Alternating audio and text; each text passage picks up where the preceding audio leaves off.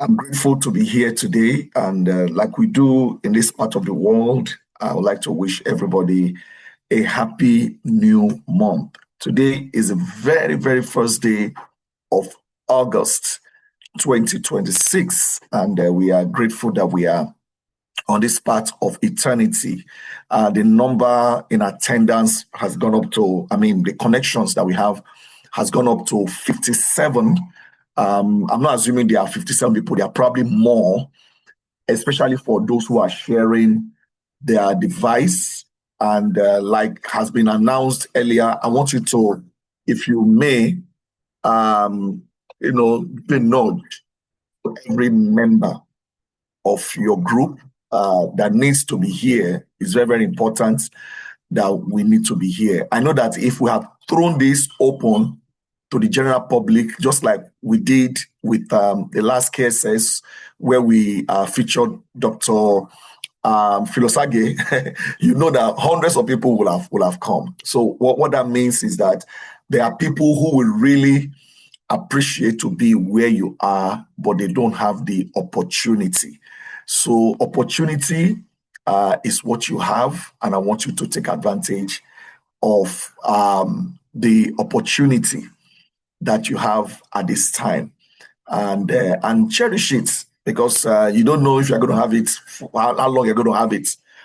So I'm here today and just listening to everything that that you guys are sharing, from the feedback that we are getting. I am not in any way surprised. I'm not in any way surprised. Now, I might feel a bit disappointed for you, really, for the people who are not pulling their weight, but I'm not surprised, because that is what we said is going to happen. That's what we said. Even Jesus made something like that. It's not everybody that's going to make it. Everyone will be called. Everybody will have the opportunity, but not everybody will make it. And that's why we say, make every effort to enter through the narrow path. Make every effort. Don't just try. Make every effort. So it is those who make every effort that have a better chance of succeeding. Now, I say that because sometimes you can make every effort and things will not happen. Things will happen against you. Like the economy will just crash, which is, you don't have any control about that. Like, COVID-19 will happen and the whole world is shut down. You don't have any control about that.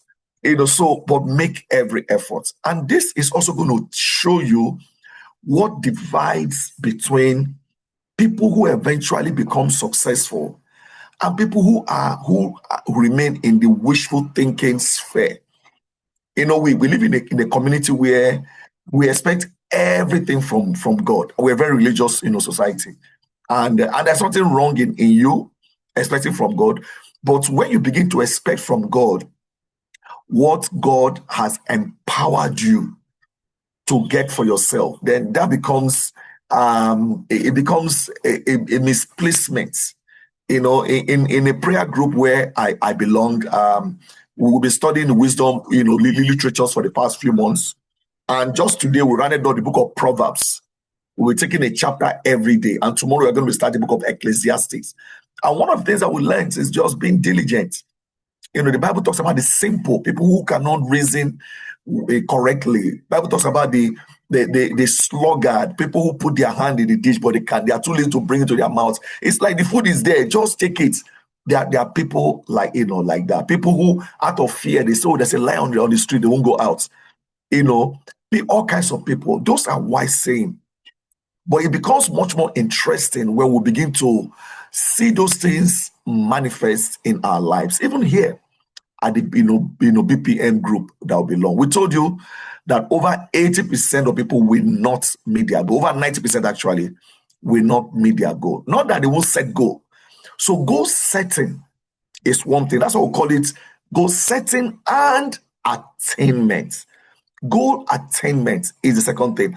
And the line between goal setting and goal attainment is the mechanism in between, what you do.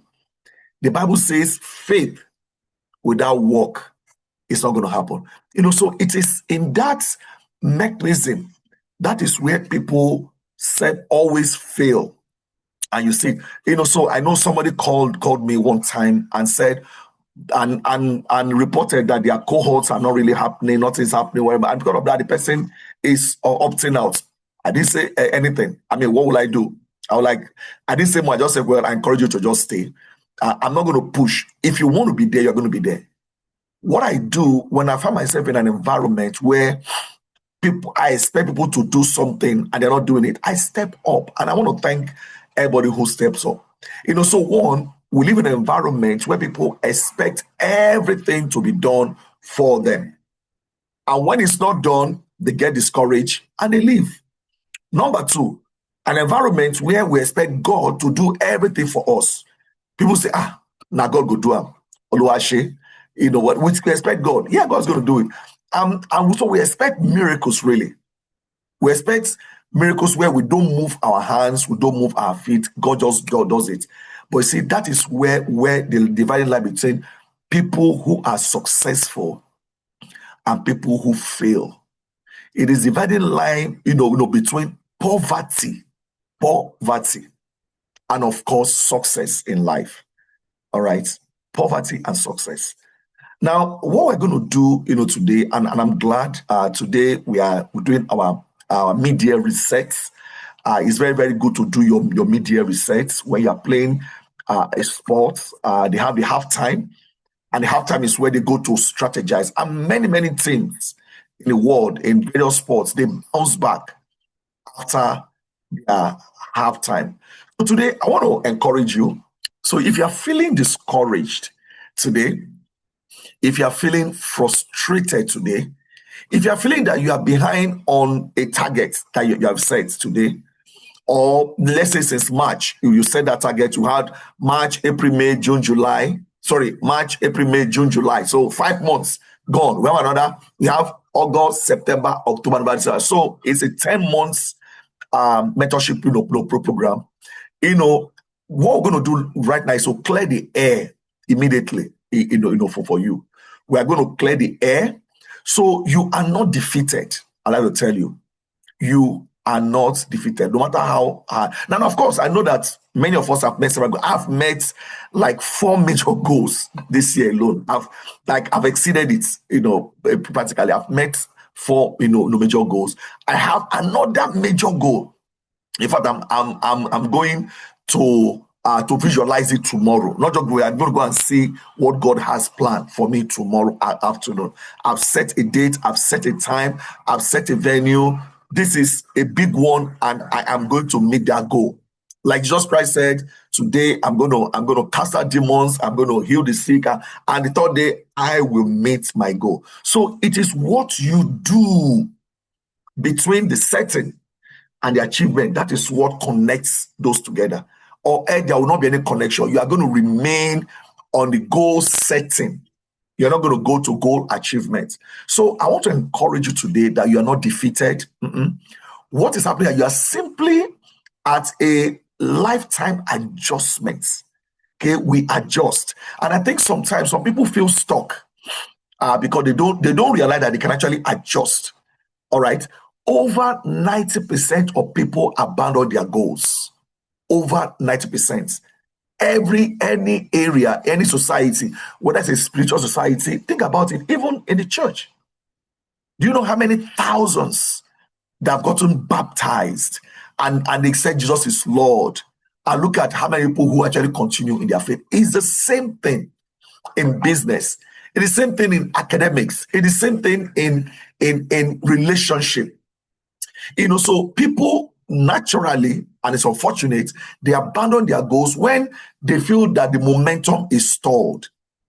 A lot of you will probably do better if we are singing for you and clapping for you and playing drum. When soccer players are playing soccer and they have like Nigeria used to have, and they don't have now. Nigeria used to have the most famous traveling support. They call it supporter club, but traveling fans. Internationally, they know that the traveling fans of Nigeria. We built our own supporter club It was a club, it was a group, it was wherever people come, people put in money. They say anywhere. Then it was a Green Eagles, it became Super Eagles. Anywhere they go, we go with them. In fact, my ministry we've even converted one of the supporter club members, and you know, a single sister. Then when she got married, the entire supporter club came to the wedding and they were beating their drumming. But of course, many things happened. Nigeria, soccer moved from home base, it now became international. Okay, or people don't play home anymore, they play international. So when we want to go play international, we start looking for who to scramble. Then of course the supporter club was riddled with so many other setback, not to mention the visa issue we had all over the world. So that probably began to really play bad. But people lose momentum. People begin to abandon their goal when momentum stalls. And so when momentum comes on, they begin to ginger. So those of that club, they were there to keep the momentum high, to always keep momentum high. But when the momentum is stalled, people will now give it to shame. People say, I don't want to talk about it, because they know failure is around the corner. You are not beginning to give into maybe regrets. You're not beginning to give into huge disappointment. But in sports, like I began to say, any high performance in sports is not built on you never, missing a shot. People celebrate Magic Johnson, Michael Jordan. But I will tell you that he has missed more than he won. There has been more opportunities for him where he will have decided the events, the winning team, and he missed out. Just the free throw, he missed out. Many top players have missed penalties more than they have even scored. They've missed opportunities more than what they've scored. So high performance is not built on you never missing at all. In fact, there's a goal, a long-term goal that I set for myself, and I had to stall it because I had to pursue other let's call it low-hanging fruits. And I remember just a few weeks ago, I got a mail. I got a mail from the organization, and they were like, "Come on, what's happening? We observed that you've stalled and whatever and every single thing." And of course, I know why, because I had to pursue fruits more. Sometimes some goals can actually stall so that you can focus on more of some goals that are are important and urgent. Okay, because that goal is important to me, but it's not urgent.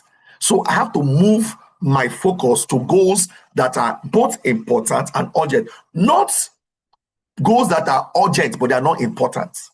Okay, if you go to do something that are urgent or not important, you are wasting your time.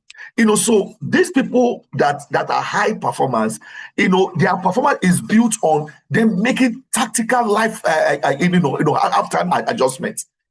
Halftime, I watched a clip one time where Amokachi, crazy guy, Amokachi, I've forgotten the club he was playing for.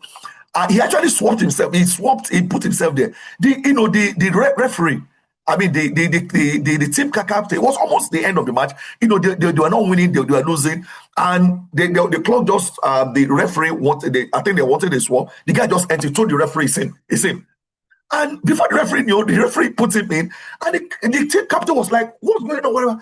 And Damokachi went out to score 2 goals within few minutes. And of course, the team manager was very happy. That took Damokachi, to a bigger heights. Playing abroad. So today we are taking control back today. Today we're going to be dismantling old beliefs. Anything that been holding you back for the past 5 months. And today, our goal today is to equip you with some, let's call it some practical strategies that you can use to now reset so that you can win for 2026. We still have time. All right, we still have time.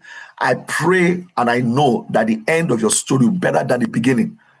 Because right now you've learned the lessons over the past few months, you've seen the distraction, and today we want to position you so that you can win. But you will not win. It's going to be hard for you to win if you don't start from here. We need to do some what we call in coaching, we call it mindset calibration. Mindsets, because everything starts from how you think, how you feel. because you cannot be successful in doing if you don't feel successful. Okay, because if you go, you're going to just depend on luck. So think about all of us right now. You are in a maze. I want to think about that book, Out of the Maze. You are in a maze. So the maze is a confusing place where you go here, you go there. I mean, if you ever played, this maze, I used to include it in the power series some years ago, because I felt it's a good thing. Just get out of the maze, so that can be circle, and in the old British Empire, the royals, the big people, they always have a garden of maze where they go to play game. Let's see if you can enter here. Let's see if you can find. The only person that will know how to move is on the tower. Someone is on the tower. Someone can say, of course, it's good for someone to be able to say, okay, I think it's 2 hours. You cannot find a way out. Or I turn left, turn right, go around. You go to. Yeah. But people use it to find themselves. Sometimes people will say, you start at the exit, I'll start at the entrance. Let's see if we can find ourselves. So you are in a maze now. You're trying to find, how do I get out of this maze? Now, to change your results that you have right now, what I believe you must do, you must first challenge that belief about yourself and the reality that you have. I want you to be able to challenge what you believe about yourself. Because there are some of us here, you've made goals, but you're telling yourself, I know I will not meet that goal. We're not even trying first. You tell yourself, I know. Because when you tell yourself you know, you kind of feel good when you don't meet it. You say, I said it now. It's like some of you, your soccer club is playing. I rather you to be miss a channel and say, I know we'll lose. Not that if you win, you won't be happy. You went there to go and win, but you're telling yourself, I know we will not make it. So now we don't make it. You're already placating your heart, so that some of you are placating your disappointments, so that you will be able to handle disappointment because you already know. But why do we do that as human beings? So number one, that I'm going to challenge all of us here today, and it's going to be from lesson from Out of the Maze. Number one is you need to ditch your beliefs. You need to be to your belief. When I say to ditch your belief, and you use that word, it's all about begin to channel it, begin to drain it, begin to harness it, begin to look at what you're going to throw away. You're going to throw it away. So that book that we read, I know that we put up some Q&A. I tried to put like a 10. I asked you to choose about 3 or so to answer. A lot of people did. Some people did, but most people didn't. So again, that tells also success is not automatic. Some people think, I want to learn how this guy does it so well. Now you want to learn it. It's not about grabbing it, taking it, and running with it. No, that's not well. It's about learning. One time ago, somebody said, well, how do you know how to do PowerPoint so much? Do you know how many man hours that I've spent learning PowerPoint? I didn't go to any computer school.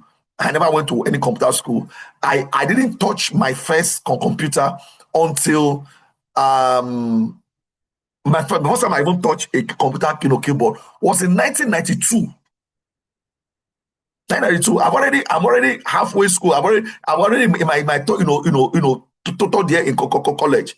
Not even to operate. The first time I operated, I did something meaningful was 2003. So I am self-taught. And when you're self-taught, it takes a longer time of try and error. So don't just look at the outside facade, outside this thing. You have to appreciate what has gone inside. And is that what got inside? Bible says it's not what is from inside. That is what comes out.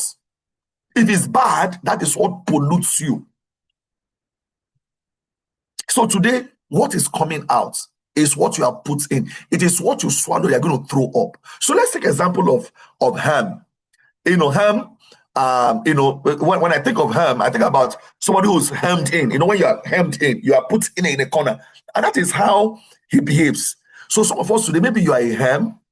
You have been trapped. You have been hemmed in a place. Why? Because you are clinging to old beliefs. Old beliefs. And those beliefs, I'm not saying that every old belief is bad. We're talking about old beliefs that no longer serve you. It's like you're holding to old Nigerian currency that you cannot spend. But it's a currency. It's printed, it's Nigerian, whatever, but it's no longer a legal tender. You are holding on to old coins or old notes, or even old checkbook. Remember all those old checkbook that is not Mica checkbook. I mean, they change to Mica electronic checkbook. You are holding on to. It might have a huge amount on it, but you cannot use to cash any money. So old beliefs that no longer serve you. What are those old beliefs you are holding on to, today? Think about the breakthrough of Ham. The breakthrough of Ham came when he began to realize that these old beliefs do not lead you to new cheese. Now, I'm going to talk about cheese. We're going to look at those cheese. If those old beliefs are not leading you to new opportunities, then why are you holding on to it? So what we need to do today is to invalidate the old cheese, not validate them. Invalidate your old cheese. And if a strategy that you have, that is the way you've wanted to do something. If a habit that you have, the way you are doing something, if a goal format that you have has failed in May, maybe in April, you tried in May again, it failed in June, it failed in July, or let's say the first 2 quarters of this year, then holding on to it will not make make it work in quarter 3. Sorry. If there's a habit, that habit that brought you here will not take you to where you're going. If the habit is all about you are missing your quiet time, or you are missing on reporting back, or you are missing a career partner, that is what has brought you to where you are, which is not a good place. It will not take you to where you want to go. So you are free, today to change what you think and what you've tried that is not work, and begin to change and try something new. Okay. Think about beliefs. What have you believed yourself? Oh, I won't have time. When you tell yourself that you will not have time, what happened? Your mind begin to process in that way, where you will never have time for those things you want to do. But in the midst of not having time, tell me, how many of you, think about it, how many of you calculated, today? Or let me say it in another way. How many of you, 1 week, you can calculate all the times that you spent maybe just browsing on Facebook or just watching funny videos, whatever. How many of you have not spent more than 1 hour? Or sorry, how many of you have spent at least 1 hour in the past 1 week, in 1 week, maybe just browsing on the internet, looking at where I have, let me be the one to put up my hand up. Let me put up this hand up. All right. Sorry. That's my hand up. So the question again is, how many of you spent at least 1 hour in the past 1 week? Cumulatively, if you look at all the times you spent, either maybe you're watching a video online or a Netflix, or you're listening to some news, or you're watching something on YouTube, or you're whatever, all those stuff. Yeah, if you are honest, unless of course you've never been exposed to life, you've not been alive, so, and all those things are not bad in themselves. But what that tells me as a person is that I can always find time to do what I want to do. All right, and maybe some of you are there, you don't know how to put up your hand. It's okay. I know for me, if I do like this on my screen for a few seconds, my hand will just go up. So let me. All right, so I appreciate those who have put up their hand. More people, their hands are going up. Okay, and it's true. It's true. So what that tells me is I actually have time. I do. But that time is, what do I do with that time? Every one of us here, I can bet you, I can bet all of us here, like when I said, I can bet you, and we'll conk our chair. I can bet you, nobody here has had more or less than 24 hours a day. Nobody here has had more or less than 24 hours. Even when we don't live in the same country, when we don't live in the same country, it's still 24 hours. I know people that live in Ethiopia, in East Africa right now, in Kenya, it is past 10. at this time. They are hours ahead of us. People that live in Southern Africa, they are 1 hour ahead of us. People that live in Ghana, they are 1 hour. I mean, from Ghana all the way back to Banjul and the rest, they are all 1 hour behind us. But we all have 24 hours. So nobody is more successful in life because they have more hours than other people. Nobody. And no one in life is a failure or is less successful in life because God has given them fewer hours than any other person. Nobody. So because of that, we all are in a way a level playing field. So look at your beliefs. Are those beliefs, are they facts? Most of the beliefs you have. By definition, beliefs are not facts. For the fact that you have to believe, it's not facts. You don't know, I have to believe. If you know, if you for sure, you don't have to believe. You don't have to believe, oh, I'm believing God for tomorrow. I'm believing God because you do not know. That's why you're believing. That's why the Bible defines having faith is assurance of what you hope for, what you cannot see. So in the same way, those beliefs, whether they are negative or positive, are not based on fact. So a belief is just a thought that you keep thinking. It's a thought that you keep thinking. So if you believe, for example, some believe, oh, I am bad at consistency. Can you imagine somebody is going to a place, let's say tomorrow, have been invited, and it's time to say, oh, I know I will go late. Why? I always go late. Why do you go late? You go late because you want to go late. So, but they begin to say things. Even when they want to be successful, they tell themselves, it's going to be, it can't work. So if you are the person who believes that I am bad at, for example, at consistency, then you need to recognize that as an outdated belief, you need to put that one. This is an outdated belief today. This belief is probably could be what is blocking your path to success. What you believe about yourself. And this morning, I want to encourage all of us to begin to replace that belief. If that is what you have, replace it. For example, say something like, I am adaptable. I am capable of building new daily habits. Because you are. That is true. You actually, all of us are capable. All of us are adaptable. Because listen, you that are saying that, oh, you don't do A, B, C, D. Or you're telling yourself, I am bad at consistency. Oh, really? I really that bad at consistency. But how come you've been consistent in doing what is wrong? Now you're actually good in consistency. You are consistently wrong. You are consistently, taking a bad habit.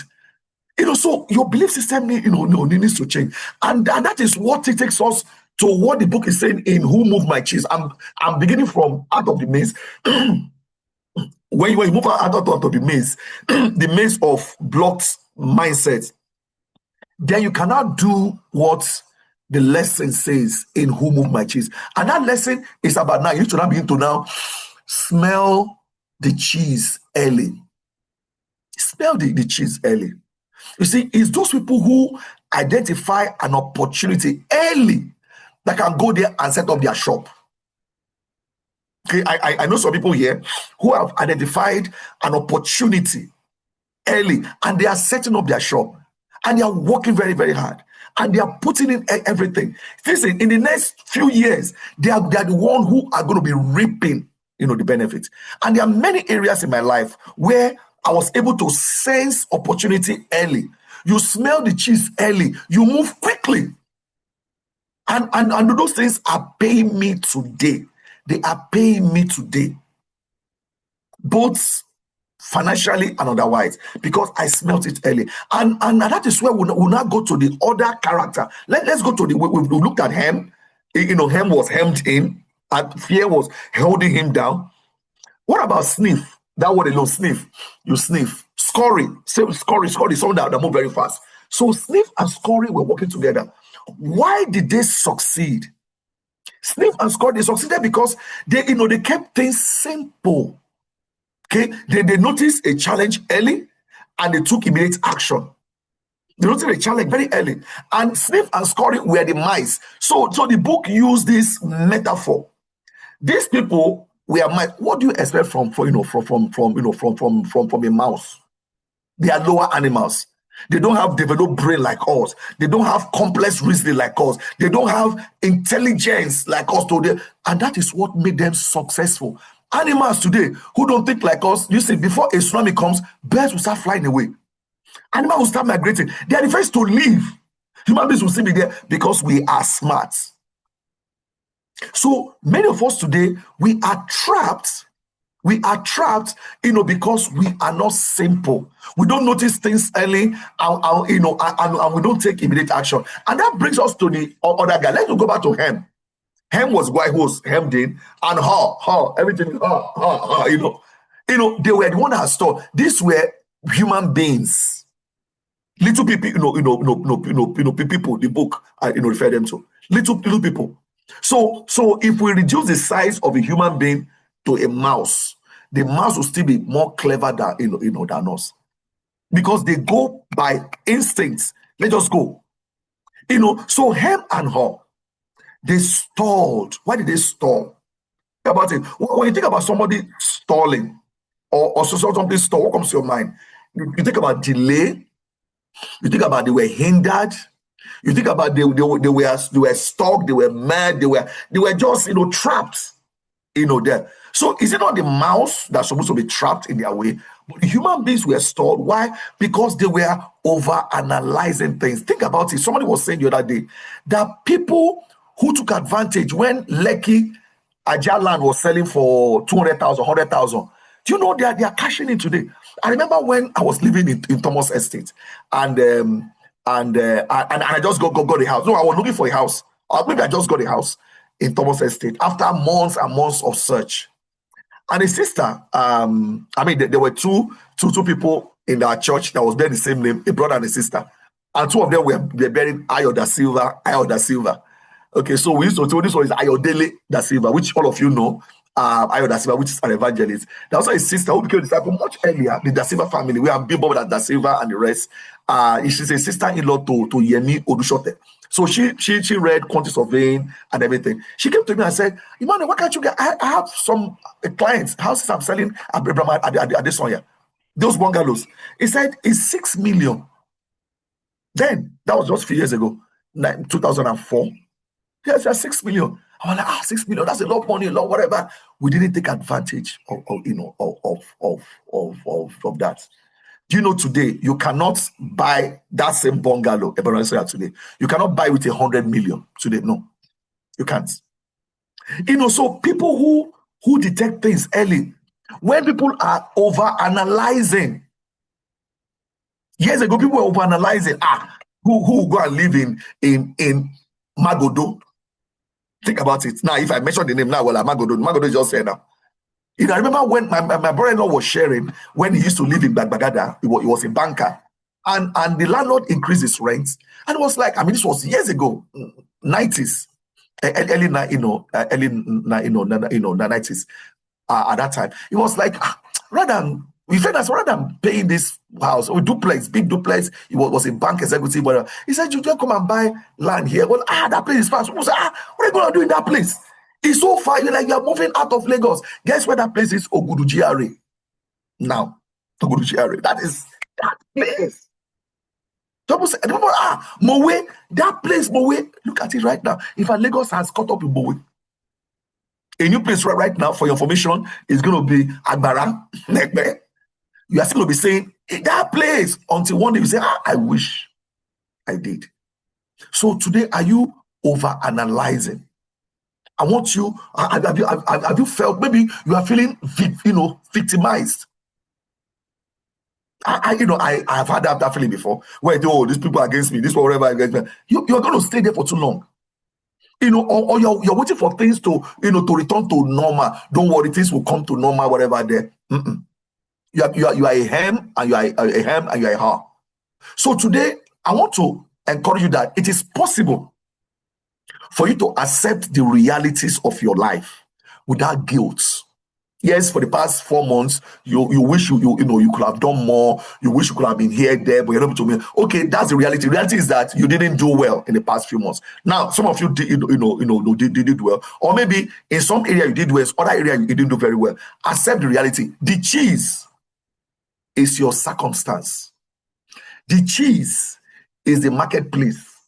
The cheese is your internal energy. That cheese has not moved. But for some of you, the cheese has moved. You need to look at it.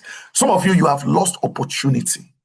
Yes, you lost opportunity to cash in when land was 100,000 in the Ikorodu. You lost opportunity. You lost opportunity to cash in when land was 250,000 naira in Aja or Lekki. You lost opportunity when land was 100,000 naira in Agbara. You lost opportunity, but you can have an opportunity today. It is possible for you. So do not waste your time asking the question, oh, why did this happen to me? That is not the way out. You need to begin to now start to ask yourself, what is my immediate next steps? What will I do next? Since you lost an opportunity, they said there are 2 times to plant a tree.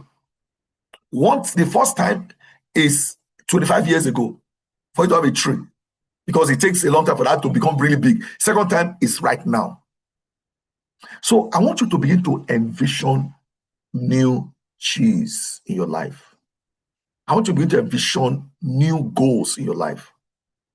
When you begin to envision it, that means you begin to have the mental image.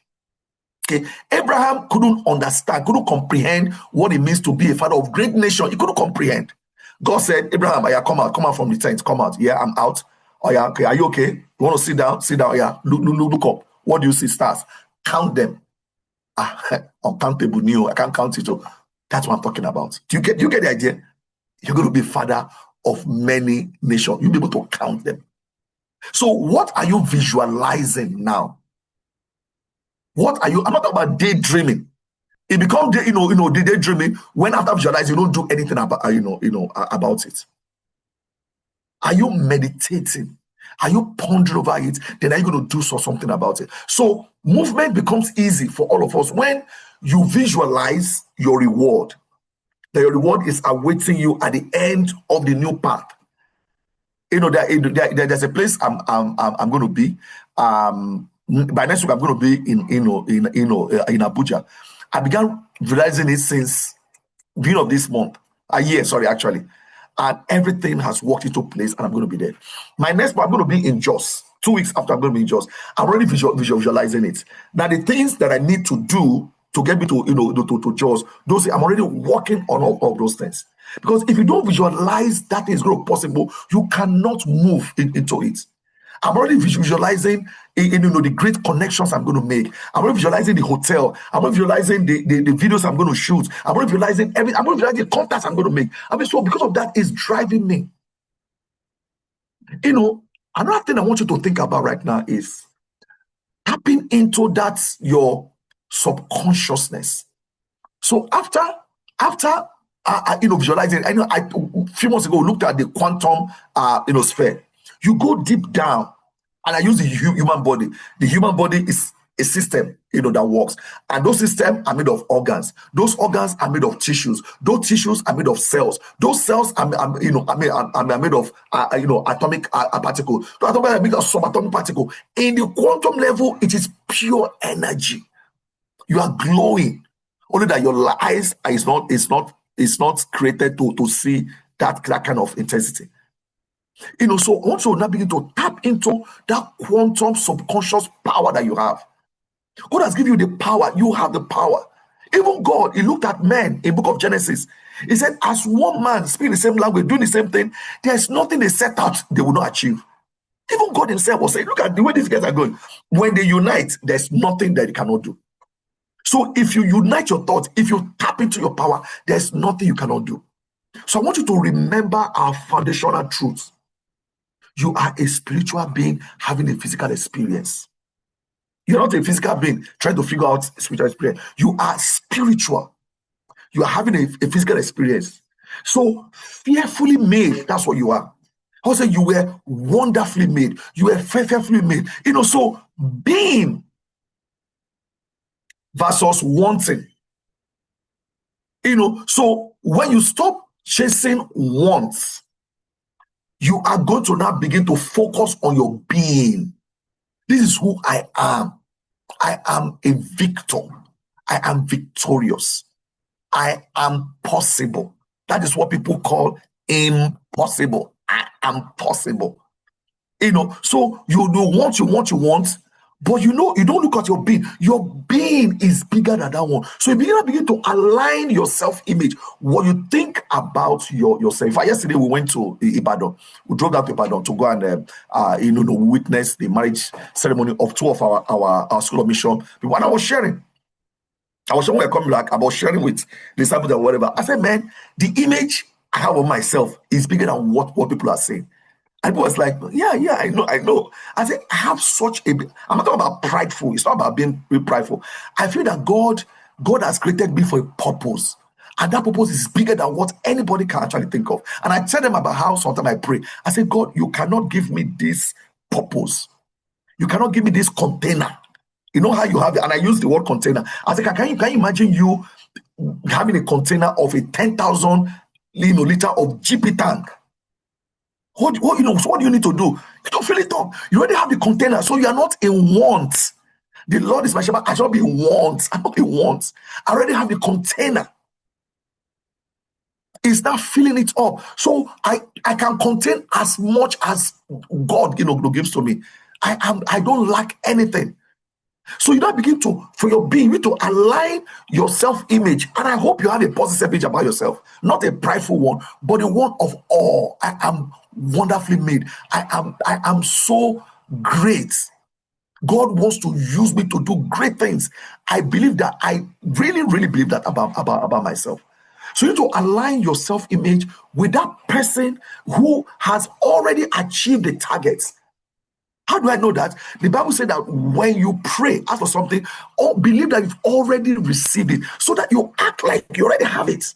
Now, I'm not talking about superficial, acting. Your mind will change. You begin to talk like it. You begin to happen everywhere, and that is where reprogramming, that comes in. You need to leverage in daily repetition, affirmation. That is your receptive visualization. And that's why the Bible says you should ponder on this word day and night. You will not see a clear commandment that says read your Bible every single day. You won't say a command that says every day. But what you say is to meditate day and night. So what does the word meditate mean? Another word for it is actually an agricultural word. Okay, agricultural word. So shepherds, they'll watch their sheep. Is to chew over something. You know how you are chewing. You see their eyes are closed and you're chewing. That's where the word meditation comes. Is to ponder over, to chew. I had a prayer session with a brother. Last week we decided to fast and pray together. And the guy said, okay, let us share what we are learning. So I shared book of Proverbs. I shared the book of Matthew with me. But it's what he wrote in the text that he said, let us chew over this together throughout the day. I'm like, whoa, this one actually understands what meditation is. So let's chew over it. Let's go. And that is what those animals do, those ruminants do. They'll eat this grass, eat them. When they are now at rest, they store them, they will now be able to now fine-tuning, grind it. So when you need to fine-tune, that's why it begins to make sense. That's why absorption becomes easy. That's why you cannot absorb the nutrients. So when you spend time, begin to visualize. Begin to now, so you are viewing your success in a vibrant details. You are viewing it as the main, as yourself, as the main actor of what you are doing. When you do it, you have now begin to align your subconscious mind with your physical action. That's what happens. Jesus Christ will go away in a quiet place to go and meditate. What do you think meditating on? Bible didn't tell us, but I can guess about his goal. That's why when he get up and said, let us go here, let's go over there. Whatever. He has thought about it. He has seen himself, he has gone there. A lot of us, what we think about, if we ponder, it's called negative meditation.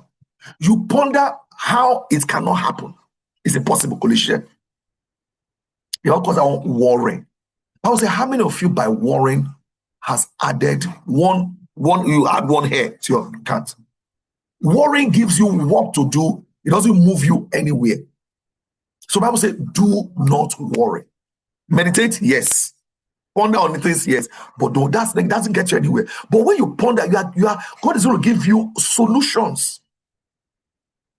So after you've pondered on this, and you're going to do that, after we finish today's class, you're not going to sit there being able to now audit. You're going to evaluate what has the past few months been like for you. You can't just go and reset. No, you can't just reset. You are going to look at what are you going to reset. Is there any need to reset? Is there any need, whatever? So before you start a new target, some of you are going to start new goals altogether. Some of you you're going to jettison the goal you have because you find that goal is not relevant to your life, or maybe that goal is a nice to have. That goal is probably not important. It's a nice to have. It's a nice to have. So, and when you chase over a goal that is nice to have, you are wasting energy that you could have used for something that's important. Okay. So the goal that must be on the forefront must be one that passed that test. It must be an important goal. It must be urgent. That's what you do first. The second one you're going to do are the ones that are important, but they are not urgent. They're important, but they're not very, very urgent. In fact, some of those goals you can actually subcontract them. You can contract them out. And there are some goals that are neither important or they are urgent, but they are not important. There are some goals that are important, but they are not urgent. So you have to decide if this goal is an important goal, but it's not urgent. I'm going to do it second. For example, your health is important, but it's not urgent. So you're going to put that one. Then the third one will be something that is that is urgent. Sorry, that is not important and it's not urgent. That one you can either put it aside or you can contract it out. Can you please help me do this one? For example, if my going out today is with my car, and I'm going to go out today. By the way, I'm going out with my car. What do you think is important and urgent? I have two things: washing my car, make sure the car is clean, or make sure there is fuel in my car. Obviously, it's fuel. I can go to where I'm going with a car that is not. I went to Ibadan yesterday. I watched it for go to Ibadan. Call on my way back there, be some dust, whatever there. I can drive my car. Nobody will. I won't get arrested. I will not get stranded because my car has dust on it, or because I went through mud and my tires have mud. Nobody will arrest me or pull me over for that one. I will not I will not get stuck in traffic. But if I don't have petrol, that one is. So you're going to do. So can you imagine me spending 2-3 hours going to wash my car, make it clean, and every single thing, and I go late for the appointment I'm going, or I don't have fuel. So that is how people have been running their life. They are in this treadmill. They are always jog, treadmill, but they're not going anywhere. They don't see any place. So before setting your new goals, you need to make a quick run back. It has to be objective. You have to diagnose your framework that you have. Okay, between March and now, you need to look at it. I want to look at your wheel of life check. I'm not going to go into every single thing. We will look at the wheel of life. That has to do with your home and family. Is this goal around home and family? Is that about relationship and marriage? Is that about health and wellness? Is that about money, finance and wealth? Is that about self-esteem and your confidence? Is that about you're having fun, recreation, rest? Is it about work, career, business? Is that about friendship and social networking? Is it about your energy, your passion, your power? Is it about your spirituality, your security? Is it about achievement and success? Is it about your peace and contentment? So where does this goal fall in this place? Identify them. Okay. Then you need to score them in this area on a scale of 1 to 10. Okay. How can you be doing a goal that if you score it, on a level of relevance, it is 2 over 10. How come that's the goal you are doing? Rather the one that was called 8 over 10. So it is misplaced parity. So, and that is where the top mistakes made by you diagonalize. Like I just told you, I kind of stalled a goal that is a good, a very good goal.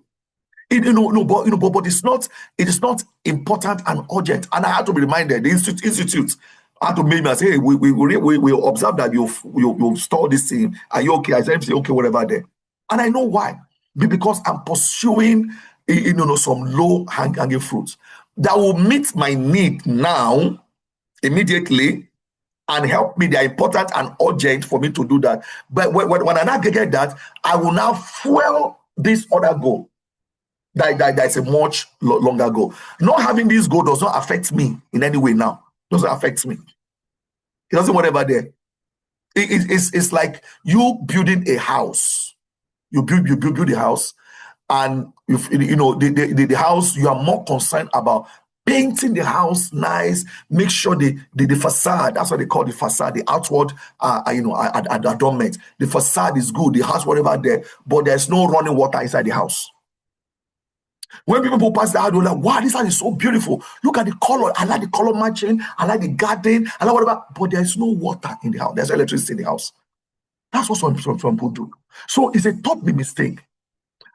So if a goal has not gone, let's say there's an important goal, an urgent goal in your life, but somehow it has not moved, then ask yourself, what is the root cause? Not the outside, not the peripheral. Why has this thing not worked?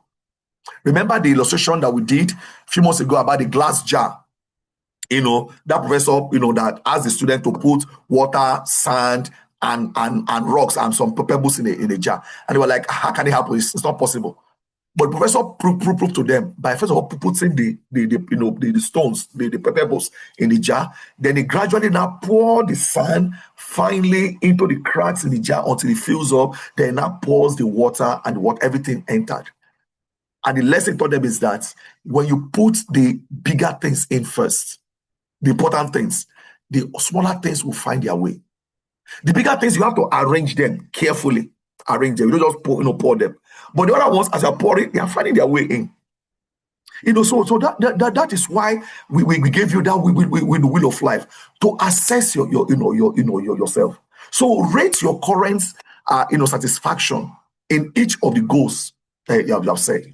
And I want you to identify which in, let's say, 2 to 3 areas that are dragging down the rest of the wheel. For example, if I need to focus on my health now, it is urgent and important, and I decide to go and do a course, finish a course, get a certification, or whatever is it. Listen, if I don't take care of my health, every other thing will stall.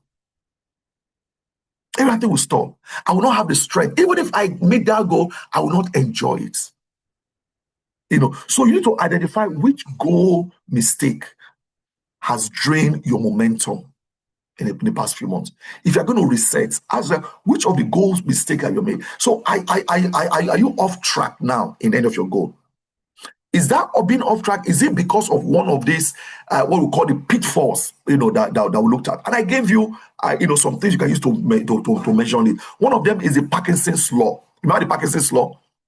That says that work expands to the number of time that you agree to it. So did you give yourself too much time early on, leading to a wasteful effort? Oh, I'll do it tomorrow. Oh, don't worry, that thing now, so sometimes if you give yourself too much time, that will drag. What do you say between today and whatever, I'm going to finish this book? If it's a book that is, let's say, 200 page book, how can you give yourself 1 year to finish 200 page of book? 200 pages, 1 year. 1 year. If you read 1 page a day, you would have read that book almost twice. So sometimes the time we give ourselves might be too generous. And the longer time, they say that work will expand to the time that you're giving to it. You say, okay, so I did meet my way. I say, don't worry, I still have time. Then towards the end, you'll not be rushing. So could it be Parkinson's law that have allowed you not to have advanced. You have to look at it. Can I actually do this thing in a shorter time? If the answer is yes, then reduce the time for that thing. Number two, now we're talking about resetting our mind. Number two, be real with yourself, be factual. Is this goal over ambition? Is it that ambition is good, but is it over ambitious? Did you set too many goals without clear priority? They are all good, but are there too many? My goal for this year is just 5. That's why I say goal. It's something that has to be tough, something difficult. It's not something I can do every day. It's not something that I do already. I can do it. No, that's why I go, because I'm already doing it. Something I can do. It's also that are tough. This year, just 5. Just 5. Now, the good thing about setting just 5 that you're going to work hard to meet, while you are meeting it, guess what? Other goals will be coming. They're going to meet other goals also. I mean, last year, we shared about it. If you say this is your goal, whatever there, God will be bringing more opportunities. In fact, there's opportunity today that I have, 2 opportunities that I have right now that was not part of my goal. But it was as a result of meeting that goal. I'll share with you. One of my goals this year, since last year actually, I started having the idea. Last year was a goal. This year it was a target. I went on, and that was it, to get myself, into the Nigerian Institute of Training and Development. That's the highest body of trainers that control training or whatever. And I began last year, big. You have to do a lot of reading, a lot of studying, a lot of seminars for money also. And this year I was inducted. This year. I was like, that was so good.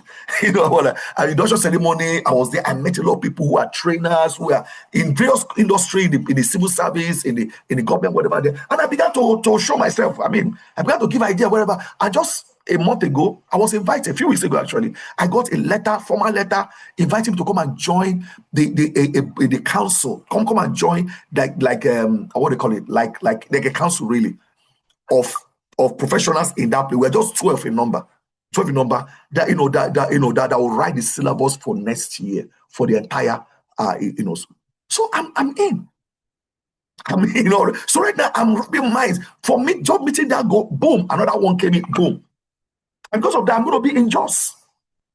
I have to be in Jos, man. So that's another goal came up. I have to be Jos. So you can see from one goal now, I'm meeting like 3.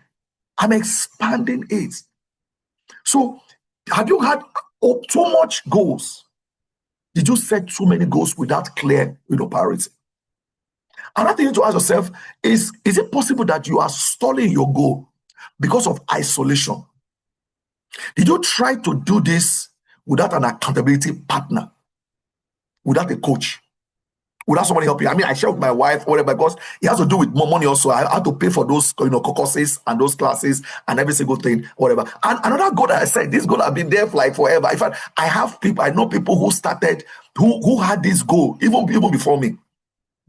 To join a body. This one, again, I mean, I don't go for the small body. This one is the yoga part of them, but this is the general overseer of them, but this is the Indabo skipper house of them. Amen. Come and see, the race is very, very long. I had to submit at least 30 certifications for this thing. 30 certifications. And you wait and wait and wait. You begging. Somebody told me I shall today too much. I said, I know. A lot of people have told me that, whatever. I waited and waited. When I got my first mail to even acknowledge that, we've received your this, whatever, we're going to go through it. We're going to go through evaluation. Evaluating that, say, hey, God help me. Then I got months later, and I got, you have passed the first evaluation. That's not fair. It's going to go through a second evaluation.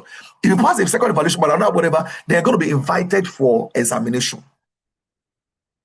And now, as I was thinking about it last week, I was like, it's been months now. Second evaluation. Do you know, I was thinking about it. I need to write them a mail. It was in the night. I need to write them a mail. And as I don't know how it happened, I don't know why they did that. Exactly after 11 in the night, I got a mail that Mr. Emeh want to tell you that you have successfully passed the second evaluation and you are going to be invited for an interview, which is actually an examination. When? Next week, Monday, which is this Monday. Come and see me, man. Come and see me, they study. I mean, we have this one allergy something, one allergy something, one whatever. These people in HR. Come and see me with my suit, man. I suit up. You know, they said it's going to last 30 minutes or 1 hour. I'm not kidding you, man. That didn't last for more than 15 minutes. We don't leave more than 15 minutes. Because I've been studying. And so I didn't go to cram anything. I'll tell you this is what I already do, this is what I do, this is what I, whatever. They were like, oh, they want to make it difficult for me. They were like, okay, tell us step by step. I said, this is what I would do. Step, I would just give it to them. And they asked me, so what are you going to bring in the events where we consider you? I said, I'll bring myself, I'll bring what I've been doing. This is what I do here. You know, this is what I do. And I have no doubt. Now I'm still their meal that I passed. From all indications, in the waiting room, I saw other people there. I said, this guy, they go suffer today. You know, so that one will not leave me. And I have another exams I'm going to take, class I'm going to take for like a month before they will now give me a stamp. In November, that's in November. But I will meet that goal. I've made that goal already in my mind. It's already in my head. I've made that goal. And I'm working towards it. So are you isolated? And I share this goal with a lot of people. You pray for me or people, whatever. But are you isolated? Or sometimes, is it possible that you have what I call vague execution? You execute, vague execution is where your goals are emotionally feel good. You are wishing them, rather than having a structured, accountable plan. They all reside in your head. It becomes very vague. There are no concrete steps. You say, well, maybe I'll do that. I'm talking about concrete steps. Remember again, the glass jar, the principle. Prioritizing. The rocks has to go down. Okay, when the rocks are the non-negotiable, that the non-negotiables, the spiritual things you need to do. Then your personal, your professional priorities. Then the pebbles and the sand are the secondary task and the minor daily, work. When I was, studying for that examination, I had meeting like a national leadership group of the church. I don't tell my story. I won't be able to come. I have exam whatever there. I knocked everything out. I was razor full focus on it. I got dressed hours, before the day. I wore my suit. I ironed my clothes. I wore my tie. I groomed myself. I was, ready. I did all those things. So that when I get in there, I got there very early. I was early. And every single thing. So the rule is for you to put your rocks into your schedule first. Can you imagine me going, that's when I'm going to go and watch a movie, or somebody brought a Netflix something, I'm going, or I have a visitor, I'm going to, no, I cut all those things off. So if you fill your time with sand, that is distraction, minor, tax everywhere, there will be no room left for the major thing. That thing that will move you. If your time is occupied by sand, where will you put the rocks? Now, let me share about execution framework. And this is where we'll now begin to now redesign your second half. Very, very important. After talking about all of these things, let's now go to it. So what do we do now? Okay, so I want you to now, this is the time where you're going to turn your audits. That means your scorecard. Some of you already have a scorecard, how you perform in your cohorts. So do a scorecard, how you perform yourself in your group. And I want you to now begin to streamline what you can find. I want you to begin to look at the high output execution strategy. That's what I'm going to do right now. What are you going to do for August? What are you going to do for September? What are you going to do for October? What are you going to do for November until December? Right now, you need to now remove all the dross. Bible said that you should take off everything that hinders, anything that hinders, so that you'll be able to run the race matter for you. So if you want to go and run the race and win, you don't go and wear agbada. You see people, when they want to run, they remove their shoe. You don't wear high heel. You remove, they prefer to run bare feet than to wear shoe. They remove their shoe, even their socks. They remove their whatever, so that anything that there's going to be a trap for you, remove it. And I want you to apply, what I call the 3 P's of goal setting. P times 3, the 3 PPs. And in these 3 Ps, you can write it down. Now, this video is going to be made available. We are recording it. Hopefully, the recording will go well. We're going to make them available. But I also hope that you're taking notes. Some of you are using AI to take notes. Some of you have requested to activate note taking. It's very, very good. Make sure, very, very important. So this is where you now reframe your goal. You're going to reframe it now, not through the old lens. You're going to reframe it through these lenses, these 3 Ps. These 3 Ps will ensure that they stay energizing rather than just overwhelming, because goals can be overwhelming. I say, how to do this one? How to do that one? No, this is how you. Number one, you need to be positive. The first P, you have to be positive about it. That is what any goal I'm not positive about, I will never meet that goal. It's impossible for me to meet that goal. I have to be positive about it. When you're positive, guess what? Even things you didn't plan will start coming to you. Things will be coming to you and coming to you and coming to you. That's how it happened in life. In fact, yesterday, I had all this plan. I shared with my wife. How the plan? I'm going to go to Ibadan. I just repaired my car and I spent some good amount of money. I mean, like good amount of money. That car was accidented. Last year I had an accident with it, so it's been parked since December. So my goal, and I told my family whatever there, is that in the month of July, I'm going to put this car on the road. No matter how much it could cost me. I don't know what's going to cost, but at the end of the day, it costs over 600K. I'm going to put this car on the road. And I said, you know why? Because putting this car is a sedan. This car is going to be more economical than me driving a V8 every day. So I had a goal. So what did I do? I pulled in everything that I had into that goal. I need to make sure this car is on the road. And the car, by God's grace, yesterday went to Ibadan and came back. My first long trip, with it. And I said, okay, I'm going to go to Ibadan. I'm going to come back. Today, I'm going to have, this meeting we're having, this KSS. After my KSS, I'm going to hit to go and follow up on somebody who is sick, who's not feeling well. I'm going to go to the market first. I'm going to buy some food stuff. I'm going to stay with that person for at least 3-4 hours to encourage that person. Maybe later in the day, I'm going to come back. Tomorrow morning, I'm going to go to Lasso. We are appointing an evangelist tomorrow. I'm going to go to her. From there, have another appointment at Agbara. Why am I saying, how you gonna do all this thing with food? I said, don't worry, I'm gonna do it. I came back. By the time I came back, something that I had, whatever there, I got paid. Practically.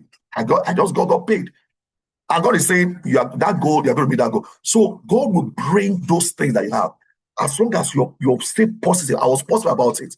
I was not complaining in my heart. I was not thinking whatever there. And I got paid. So that means I can do everything now without any looking at my fuel gauge. I can fill up my tank if I want to. I can do every single day. So you have to be positive. So that's positive. How you describe it is the state. I want you to begin to describe it. State what you will achieve, not what you are trying to avoid. This is what I'm going to do. This is what I'm going to do. This is what I'm going to do. Not, hey, I won't do that one. No, whatever. You are focusing on what this, and that's what I did. I do that every day. I'm going to do that. I'm going to do that. I'm going to do that. Positivity is crazy sometimes, but that is what is going to drive you. An example is, I will build a strong, energized body. Instead of saying, oh, I won't be a lazy person. What do you mean I won't be a lazy person? I won't be. That's the negative. I won't be a lazy person. No, I'm going to build a strong and energized body. So be positive. The second P, make it personal. Be personal.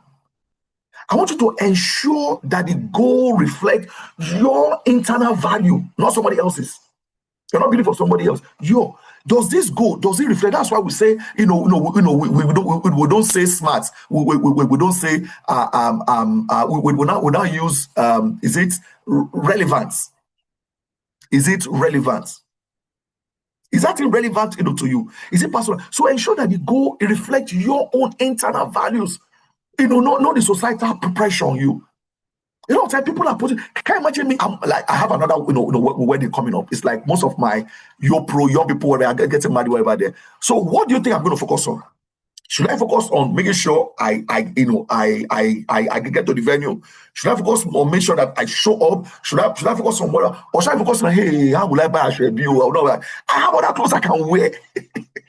If yesterday when I showed up so grand, it made me the chairman of your local place. You can, so look, you focus on things, on what you're going to wear, and you go late to that event. So make it personal. Ensure that the goal that you are setting, it reflects your internal value. These are things I value, not pressure. So that goal you want to get, is it societal pressure that making you go and get that goal, or is it something you really want? If it's societal value, even after you meet that goal, you will not be happy. Is it social pressure? Now there could be some positive pressure, but most of the time pressure, a lot of time is negative. Social pressure, peer pressure. So is this something that you really, really want that's going to affect your life in a positive way? Or are you doing it because of people? You want to just belong. So you tell yourself, and that's what you're going to do. An example is for you to say, I will master digital strategy to scale my coaching practice. I'm just sharing with you some of the things that I'm doing for myself.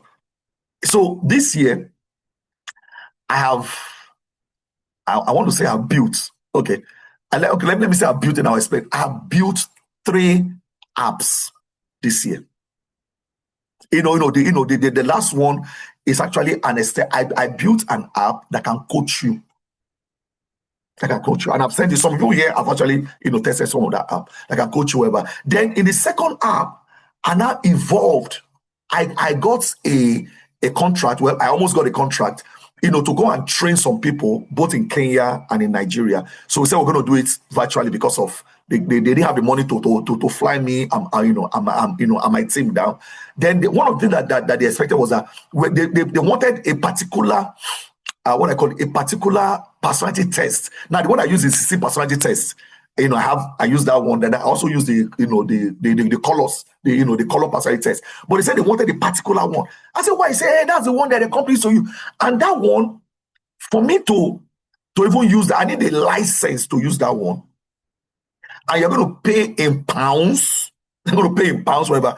After I look at that one, I said, people who cannot even afford to pay me what I want to be paid. And they say, well, I should whatever there. If I'm not okay, so if I give them this one right now, they'll go and put all the money. They'll put all their money and they won't be able to pay me. Guess what? I said, I can do this thing. And I built an app that can do exactly that. And it's my app. BPM app. I built an app that can do can coach you, your personality test, whatever, and write a report for you, a very detailed report, and give to you. So the last app I built is HR. It's actually whatever. So I'm going to bring to a lot of things to automation, to HR, whatever there. And this one is the big one. This one, I put some money in it. And I've been building it. I had to stop it. I had to not stop. I had to stall it until next month when I'm financially boy. I'll put some money. I have to put some money in it to keep building. Because what I'm building is very big. So it is personal to me. So I said, I will master digital strategy to scale my coaching practice. I will master digital practice to scale my HR, practice. It is for me first, before for anybody else, because it's personal to me. So that's why doing it becomes effortless, even though it might take a lot. Now we look at positive, the first P, second P is personal, the third P, possible.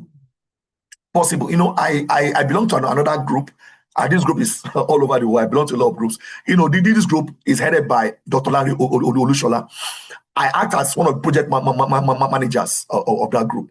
That we have about 4 project managers, and we are scattered all over the world. We have people in Canada, people in the US, people in UK, in London, people. And what we do is that we hold coaching events all around the world. And the theme, some of you must have seen it on Facebook, on LinkedIn, it's called It Is Possible. So we've done It Is Possible, South Africa. We've done It's Possible, Rwanda. In fact, Rwanda was just a few weeks ago. Just really possible, Rwanda. We've done Stockholm, Sweden. We've done Ghana. We've done Egypt twice. We've done London twice. We've done whatever, and everything. So it's called It Is Possible. So what is it all about? That means that you can actually make things possible. So if you think about your goal as possible, how you describe your goal will change. So you're going to keep it realistic. You're going to keep it actionable within your available time frame. It's possible. So this thing can be done at this time if I put my effort to it. Make sure you're not giving yourself a goal, I'm going to go to the moon. I'm going to go, go to the moon tomorrow. And I go, are you, an astronaut? No. Are you a physicist? No. Do you work for NASA? No. I'm going to go, I just want to go to the moon. I'll give you another goal that I have. I have several goals. I have this long-term goal, and I've shared it. I probably shared it here. I've shared it with a lot of people. So for my people that train me, that mentor me. My goal is, I told God, I said, God, if you want me to continue with this, all I call it, I want to use the word calling, mandate. Let's use the word mandate. You have given me a mandate to be able to spread knowledge, to be able to help people anywhere in the world. I said, God, I'm asking for one thing, for me to do this stuff. You've given me wisdom, you give me knowledge, give me a lot. So I need a second passport. I started thinking about this thing a year ago. I've been praying about it, I've been talking about it. I need a second passport. I know what I go through, with embassies. I know even when you get a visa, I know what you go through at airports. I know whatever I say, I need another, the passport. And I know I can actually buy citizenship. So the cheapest one might be St. Kitts and Anne, which maybe about $200,000, $200,000. I can do that. Now that is a goal, like a long-term goal that I have. Now, can you imagine me? Let's say I get $200,000 right now. I don't know how much I want to see in naira. That's millions, right? What do you think I'm going to do? Will I go immediately to go and buy a citizenship of St. Kitts and Anne? Or do you think I will invest it in something that is concrete, that is now, that can even yield, that can whatever? Of course, that's what I'm going to do. The second one is what I'm going to do. So keep it realistic, keep it actionable within your available time frame. So how do you do that? You focus on what can be consistently executed within now and December. No, not something that even if you put everything you have, maybe it might come 2027, 2028. What is it in that goal that you can achieve? I just showed you one of the goals I achieved this year. I began last year. It was part of my goal last year. But I know that it takes time. So I began to work on it. And it was only this year that it got. The other one has been there for like 2-3 years. And that's when I had to do exams and every single thing, whatever I'm there. So keep it within what is well. But keep it, what can you meet now? Between now and December. Because you need to be able to regain your sanity. Some of you are probably discouraged. You are like, oh, I don't know what to do. You need to give it. So when you win one, it can make you want to win another one again. So you need to be able to now run your defined goals. Just run it through that method that I've taught you guys. This is method. Many times I used to cancel people. I use it to disable people. I use it to to coach people. And I just for some of you here. You might not know unless I tell you. And I like telling people, this is what I'm doing. I'm a doctor who is working on you. I'm telling you this is what I'm doing. Because I also believe that if you learn what I'm doing, you can also advise other people. So I want you to use this coaching flow to move each goal from concept to weekly execution. Execution. Now, if let's say if we can have like about 5 minutes, and if we don't have 5 minutes, fine. I'm going to ask someone to volunteer. I'm going to look for a volunteer. Anybody can volunteer. I want to show you how this thing works. Put up your hand if you'd like to volunteer.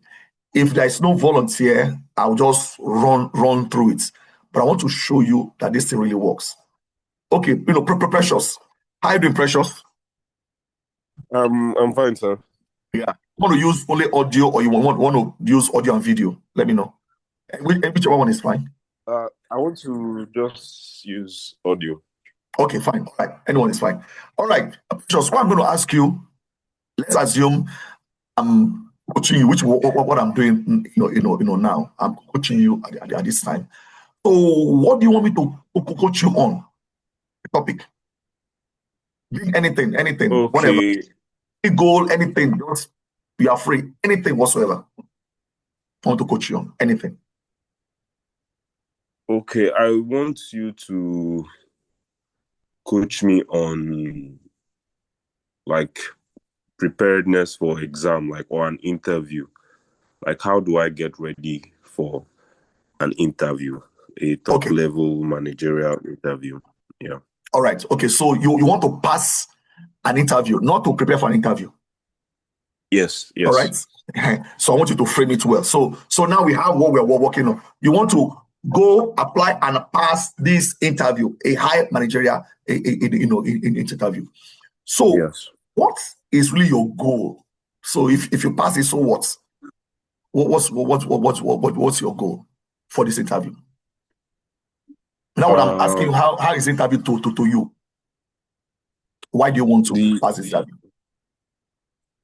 I want to pass this interview first of all because if I pass this interview, it's going to like boost my portfolio, my career. I'm going to be in a better place, and also my finances. I'm going to have like a better finance. More money will be coming in. So like this, like what it's going to get for me. And also it's, yes, the decisions to make will be harder, but like lesser decisions will be easier to make because I have more finance. So that's like my So when is this interview? When is the interview? The interview should be, I'm expecting it to be in the next 2 weeks. Okay, the interview is in the next 2 weeks. So this interview is a professional interview. Yeah. Okay, and it's going to elevate you. Yes. And it's something you feel that you need. It's something that you want to need. You need it, right? Okay, Yeah. and this interview will affect your life in a positive way. Yes. And this interview is in the next 2 weeks. Fine. Now, let's look at your life now. Where are you now without this interview? Where are you without this job, this interview? Where are you? What is the real state that you are now? Or the things that have held you back, the things that have held you back from getting to that goal that you want. I want you to acknowledge your status, your current status. I want to be honest about your obstacles that you have. Okay. I would say one of them is inconsistency with wanting to grow. Like I'm not consistent. This month I would be able to achieve a lot, prepare for things, but at the end of the day, like I did a professional exam some few months back and I really didn't do well on that exam. So a lot of times it's because of I'm not consistent with preparing for these things. Like because I did about 4 courses and I failed 3 of them and I only passed 1. And I think being inconsistent with preparation is one thing when I look at myself, is one thing that has drawn me back. What again? Taking immediate action. I always store when like I overthink things. And that's one thing. Another thing too that also has put me where I am now. I think currently these like the things that are coming to my mind when I think about it. We talk about inconsistency. We talk about overthinking. I'm actually writing these things down as we are speaking. Overthinking. Preparedness, right? Also didn't prepare very well. The preparedness. Okay. So how do you hope to counter all of these things? What let us brainstorm now. What can you do now that can prevent all of these things? So that you don't attack, go into this interview in the next 2 weeks with the same thing. What are the things that you feel that you can do that's going to give you a winning edge? Okay. Things I feel I can do that would give me an edge is taking at least an hour or 30 minutes a day before that time to prepare for it, read about the position, what it entails, and also like put my thoughts together about my current experience and how to really put it in perspective as to how it relates into the role I'm applying for. I can also get to reach out to people that are already, like, I've been in that position, and get to find out from them, okay, how does it work? And I think that can also help. What again can I do? Basically getting more information on that position, what it entails. I think these are the things that can put me in that place. All right. Okay. So these are the things you want to do, right? That if it's going to go there. Yes. Yes. Okay. So which one will you start first in all these things that you mentioned? You mentioned that you have to study a day, at least a day, half an hour to 1 hour. You need to read, you need to be prepared, you need to study the role, get to know the role, you need to reach out to people who have been experienced there, and you need to get more information, right? So which one do you think you are going to start doing? Let us outline them that you're going to focus on. Okay, the one to start doing is every day reading and preparing, watching videos as to how I'm supposed to get them, get this knowledge. What else again are you going to do? I think the next easiest thing is to reach out to people that are in that position. Okay, so I want you to come up with, let's say, three alternative pathway that you can go. Yeah, everything is open. So you talk about reading, right? Watching video, then reach out to. You say reach out to who? Hello, are you there?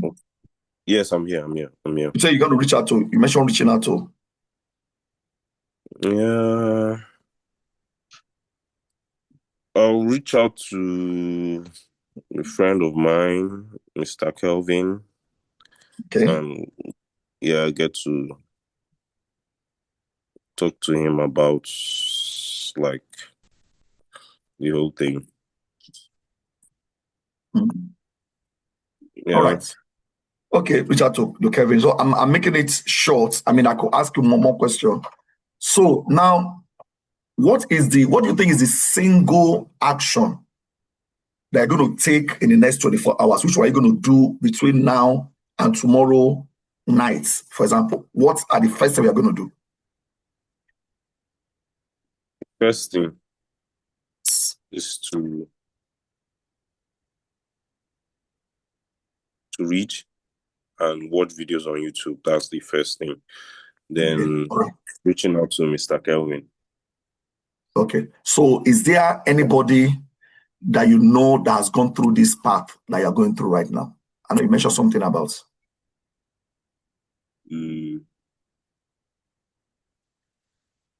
That's Mr. Kelvin. That's why I'm. Kelvin. Okay.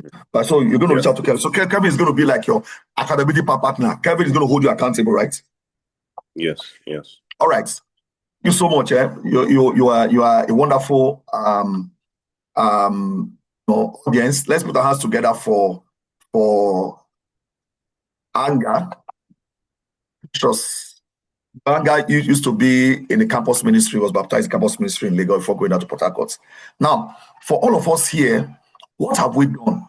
Basically, I know it's very short. This can take 30 minutes, more than that. With several questions, with several days, we'll write things down, we'll get it down. At the end of the day, you'll see what's going, a miracle will happen. So what did I do? What did I do simply? To follow the same flow I've asked everybody. I asked him, what does he want to discuss? Which goal? What do you want to talk about? I asked him that. And he gave me a topic. He says about interview, passing interview. Now, that's not a topic. So why do you want to pass the interview? What's the goal of the interview? Because I want to get this job. And I said, okay, well, why do you want to get this job? It's going to help me this. It's going to help me even meet my needs. I will not struggle with basic things that I want to get. That means pay bills. That means it's going to up your CV. It's going to up your whatever there. So okay, so what are you now? Where are you now? Okay, the reality on ground right now is that I'm not there. I've tried some other things. I've done certification. I've taken 4. I've failed only. I've passed only 1. I've not really been. So you acknowledge where you are. Okay, so you've come. So what do you think you can actually do differently for all this? So I ask you. So what are the things you need to do? He said, well, you need to study at least 1 hour. He needs to watch videos. He needs to read. He needs to prepare himself. He needs to be able to study the role, ask questions, then get more information. He said all of those things. That's okay. Well, so these are things you've said. So what do we do? Basically, all right. So what are you going to do? Okay. Number 1, I'm going to study. Number 2, I'm going to get Mr. Kelvin. Is going to take me out. You see, Precious. If you are there, let me ask you one more question. Are you there? Let me know if you are there. Yes, I'm here. Did I give you any instruction to do anything in our conversation? No. Exactly. I didn't tell him to do anything. Every answer came from him. Everything. From points A to where I didn't tell him to do anything. I didn't compel him. I didn't challenge him.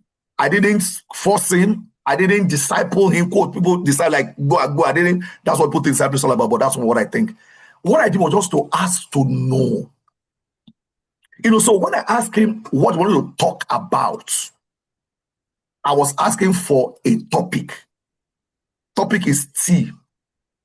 When I asked him to say, okay, this topic, so what do you want to get from this topic? What is that? What's the topic? He now telling, okay, I want to get a job. That is the goal, G. When I said, why not telling me the goal? I said, okay, so what do you have on ground now? He said, well, on ground now, man, this is it, ground no level, that is your reality. I said, now you've told me your reality. So what do you want to do about your reality? What can be done about your reality? Okay, I can do this, I can do that, I can do this, I can do that. Those are the options that he has. So after the option, he also go, which one will you take now? This option. I'm going to take this and this. That is the way forward. That is the T-Grow model. T-Grow. That's how we lead people from point A to point B. So every decision that he takes is from him. That's what is called the law of buy-in. It's him. I didn't tell him to do anything. He won't say, oh, they told me, so I won't do it. Everything came from him. The answer, the problem, the solution, the way forward is from him. So it is easier for him to follow through. I don't know who Mr. Kelvin is. He identified Mr. Kelvin. This guy knows. So he's going to go to Mr. Kelvin all by himself.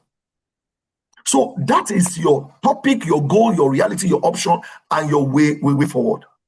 So I want you to do the same thing for yourself. Now, it is much more interesting when somebody does it to you. People do that to me. As a coach, I also submit myself to coaching. That's why we say there is no shame. Everybody needs a coach. Everybody. There are people that I'm coaching right now. 1 hour for those that are, 1 hour of those things, minimum that they pay is 75,000 naira. On the whatever is 150K for 1 hour. And because they see the action come. For someone haven't paid for the one they've not even done. They actually paid ahead last week for what they're going to do in August. 2 sessions they're going to do in August. Because they see their lives changing. And they were like, wait a minute, how come I didn't know this? And they are going and they are getting results. Not to mention being in SAMP. That some of you are taking it for granted.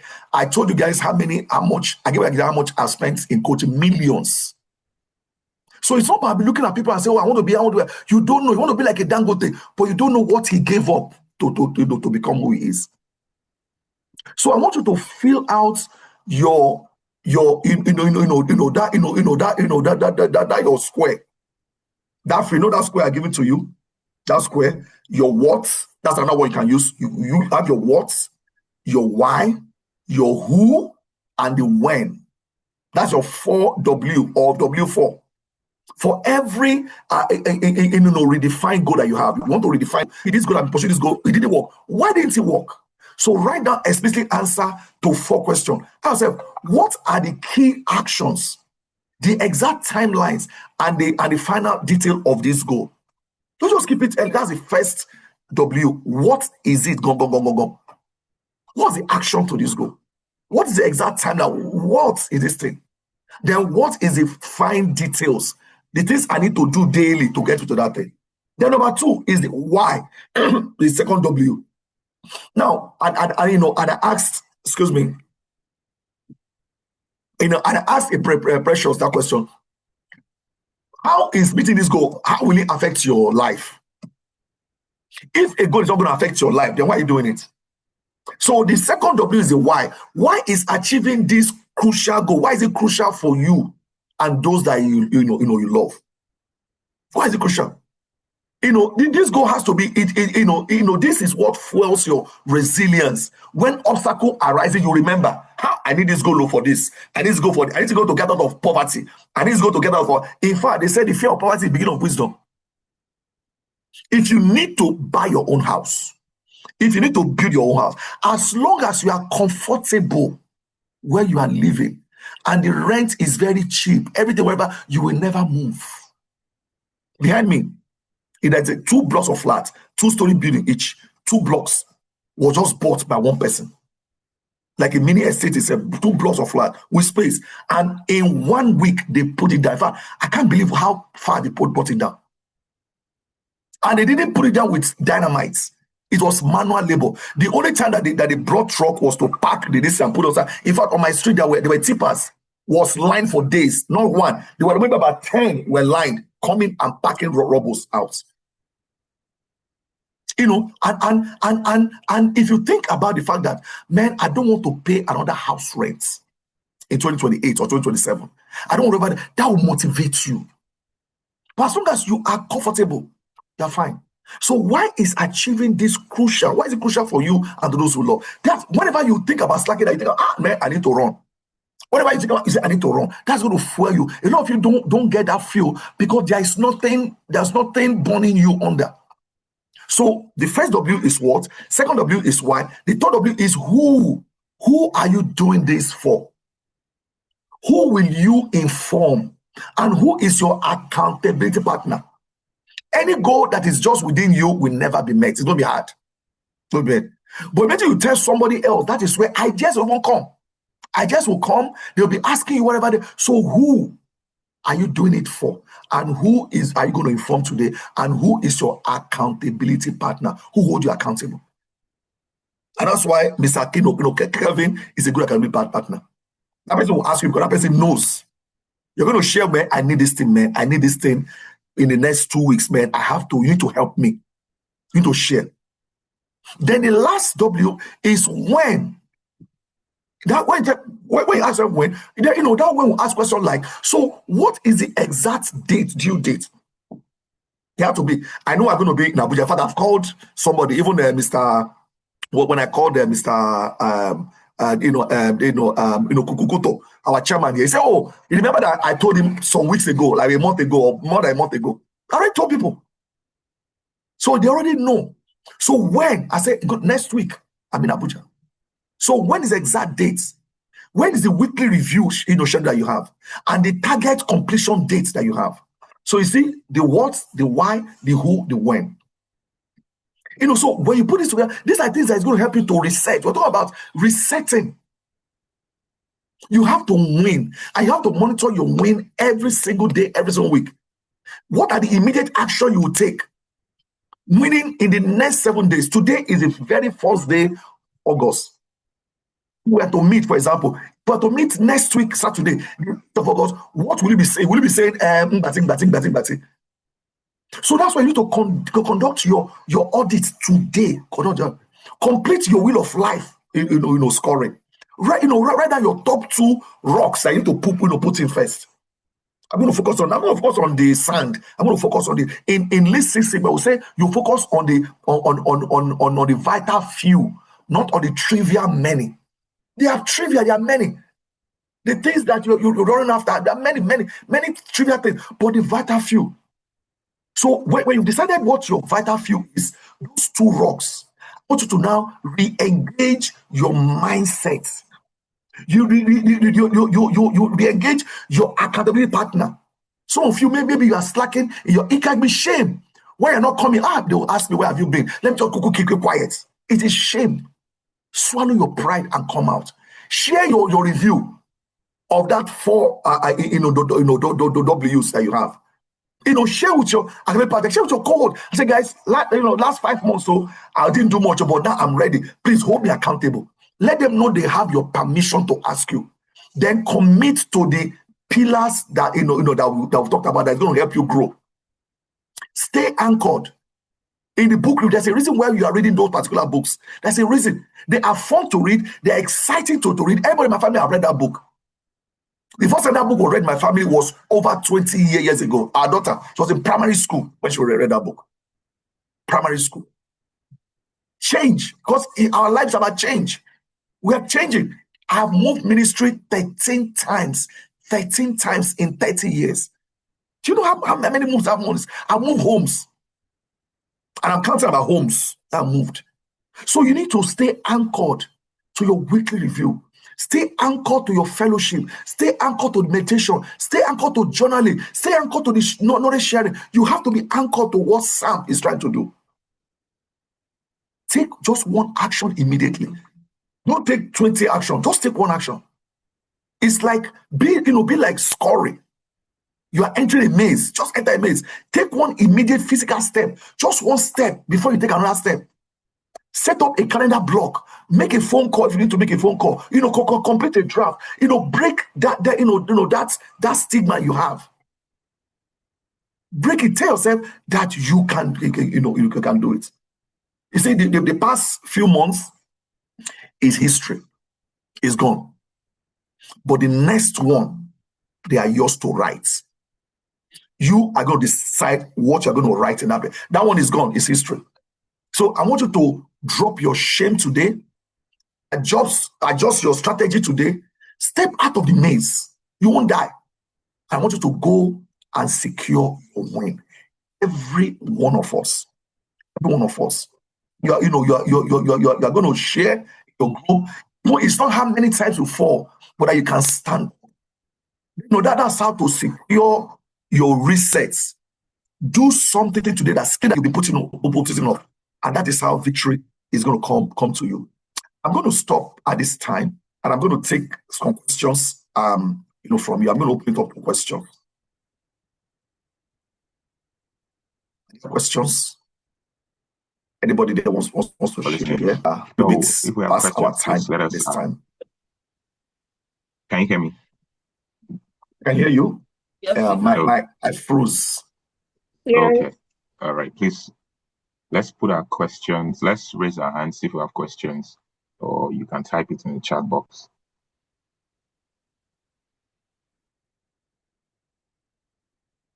If you want to share, you don't know how to raise up your hand, just unmute. Go ahead. Let's hear from you. I also have an eye on the chats. My system is kind of freezing up and on now. That's a bit of a challenge for me.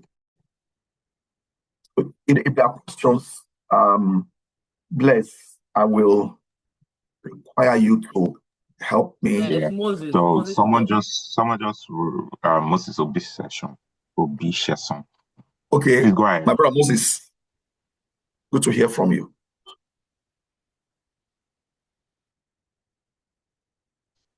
All right. Good morning, everyone. I want to say a big thank you to Dr. Emmanuel Emeh. Fantastic job. Bro, thank you so much. May the Lord bless you exceedingly. Sometimes, to be honest, I was wondering, why do you do this? Why are you giving so much freely to this group? Why? I can't understand it, or maybe later I will get it. You're giving so much to the group for free. And I belong to a group where they charge so much. It's the extreme opposite. I've been invited many times by Dr. Olumide Emmanuel to come pay 25 to 50 million for 1 week to be trained in my field. 25 to 50 million, actually, they gave me 50% discount. I said, it's madness. for one, what is he going to say? I've listened, I've checked a lot of his podcast, and I'm not bringing him down. He's a fantastic guy on his own, but I'm trying to wonder, you know, why do you do so much, for the group? The Lord will bless you. And people, you may not have too many persons who understand what you're doing. That's okay. But I tell you that a few of us, I said, this man, this thing we're supposed to record, we're good to sell, And what I want to say is that I don't know how much you're developing your YouTube page. And I want you to take that very seriously. I know recently Emmanuel got this recognition from whatever for his YouTube growth and all of that. So yes, monetize, really. I'm saying this. I think he monetizes whatever he does, and he collects whatever all over the world. I'm just imagining 50 million, and it's only 100 slots are available. As somebody that want to, clock in so much, and he's a very capitalistic person. You are social and welfareism and all that. The Lord will bless you, because I'm just trying to put it together. So for me, I appreciate what you're doing. The fact that I couldn't just I couldn't just the momentum with Samp and all of that. It's nothing to do with the appreciation that I have for what you do. In fact, I canceled a number of things this morning just to be able to sit very carefully, to take notes and to listen. If I'm not getting value, I will not do that. I have my days are packed.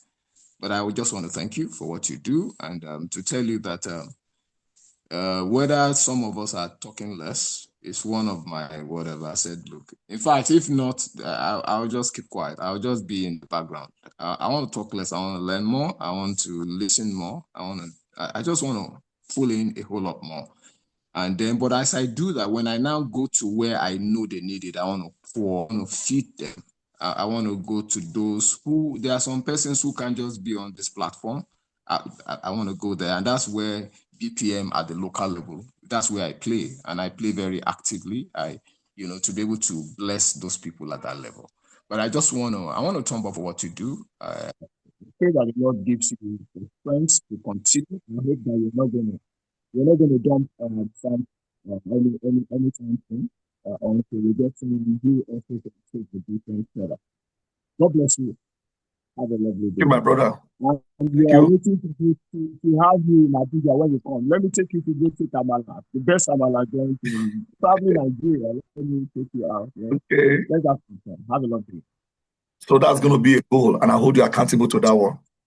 Yeah, I'm actually, I reserve to spend like 3 extra days in Abuja. Last time I came, I left as the conference finished. The day after, boom, I was out. But this one, I'm going to spend the weekend in Abuja and encourage you guys. So I'll hold you to that. You asked a question. Yeah. Even me, I don't understand. Even me, I don't even know why I do the things I do. But what I know is that God has invested so much on me. Like I said, I'm like a GP tank. I'm a container. There's so much that God has put inside me. And if you are let's look at the riches. If you're a rich man, or you are surrounded by poor people, you are the poorest man in the world. So as I said, how can I know all I know and people around me are not, impacted? That's why I called up Kuto last year. I said, I have an idea. Let's do a coaching, something. Let's do some coaching and everything.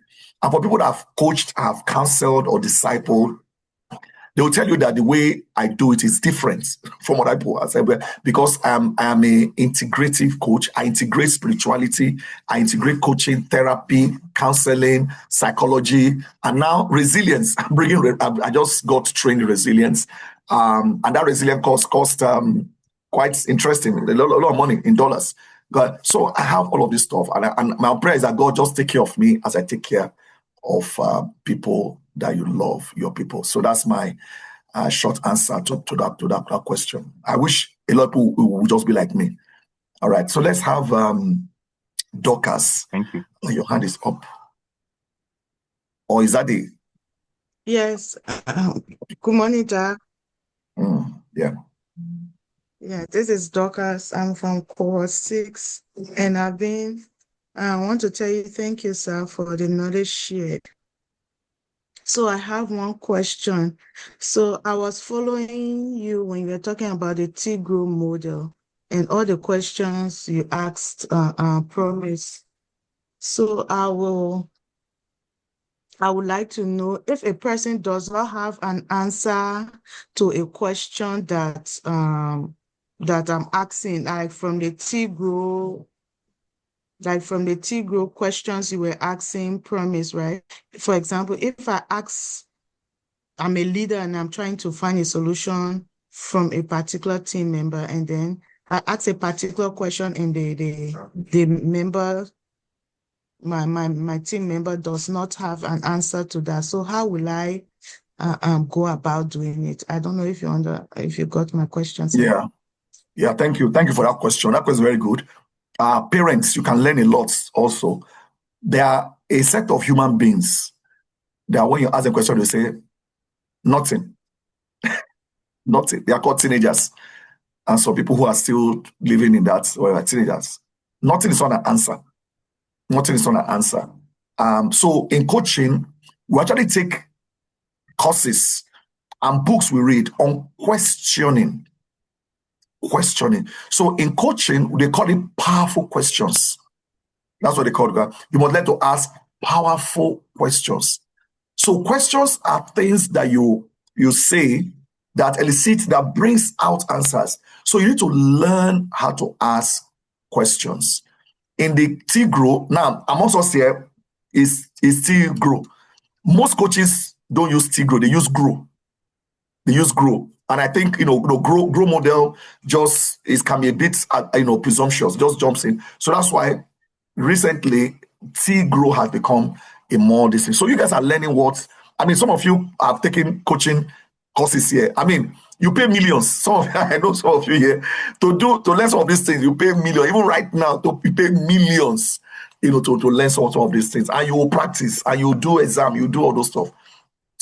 So you need to learn to ask questions. I had to also learn to do that. So I always get answers. And if you look at when I was talking with, Precious, I kept reframing my question. Okay, you can reframe my question so that you're able to understand. Keep reframing my question. And make sure your question is not you bullying the person and it's not you suggesting. That's another thing. As coaches, we don't usually suggest things to people. Okay, in other words, I can't ask you a question that will make you think in a way that you don't want to think. Now, as a technical coach, what we do is to find a way to balance up. Okay, there are questions that I can ask to help you to get to where you need to grow. But if you don't want to go to that place, I'm not going to force you to go to that place. But I can ask you a question that will elicit answer. You will never say, I do not know. Or even if you say, do you want to think about this? What do you think about this? Do you want to? So you need to learn to ask powerful questions. So ask powerful questions is one of the things that we are taught in coaching. Okay, to ask powerful questions. Questions that are open-ended. Not questions that are just yes and no. If you look at it, there are no questions that really yes and no. Questions that make him think. Okay, so how do you think meeting this goal will affect your life?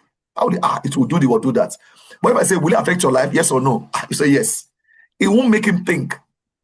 All right, it will make him think about those goals. So at the end of the day, whatever it is going to do will be from them, and they will own it. They will like, man, this is what I'm going to do. So all you're going to do as a coach is just to hold them accountable. Have you done so? How far did it go? They just give you a report, and they will see their lives, changing. There was a couple that my wife and I, coached. We only had 4 sessions with them for a month. They only paid for 1 month for 4 sessions every week. By the time we got to the 3rd one, the guy was screaming. He said, now I found out what is wrong with me. You can't put a finger to why his life doing. He said, now I found out it was his family background. God, I just found out. I was very happy. Yeah. So sometimes you need to get people to able to put, so this is it. This is what is it. So that can be, okay, that was when I was small. That happened to when I was small or whatever. So by asking questions, they will not find out. When somebody finds out, they are half healed. They were like, now I know. So sometimes it could be things I've told myself. Sometimes it could be mistakes I've made. It could be anything. that realization, that's what we call timeline therapy. Sometimes I take people through timeline therapy. Okay, it's almost close to, but not the same thing we'll do with Lifeline. Lifeline, you see, we ask questions. So when did you get say? When did you get it? When did you get that? But in timeline therapy, you get people to go back to the exact spot where that thing happened. It could be a trauma. It could be an accident. It could be a divorce. It could be, that is where their problem began. When they get there, then you now do, I won't tell you all the things we do, but in that therapy, you now release them. They release themselves from that glue, because emotions are glue that glue us to the past. So even if you've moved on 10 years, whenever you remember that the emotion comes, you go, it's as if that thing was ever healed.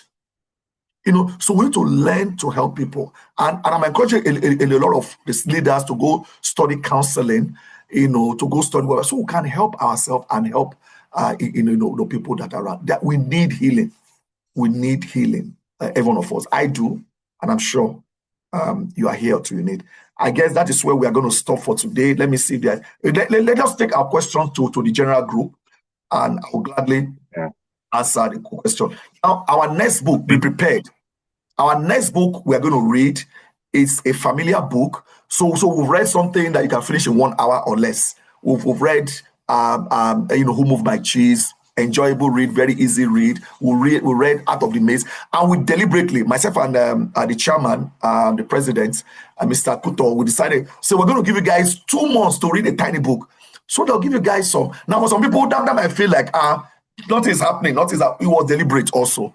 Then whatever. Then we're going to now move to a book that is going to now help you focus more. We're looking at the 7 habits of highly effective people.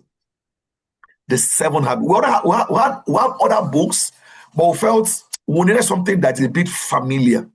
Okay, we have more books that we've not even done at all in our BPM something. We said, let us bring it.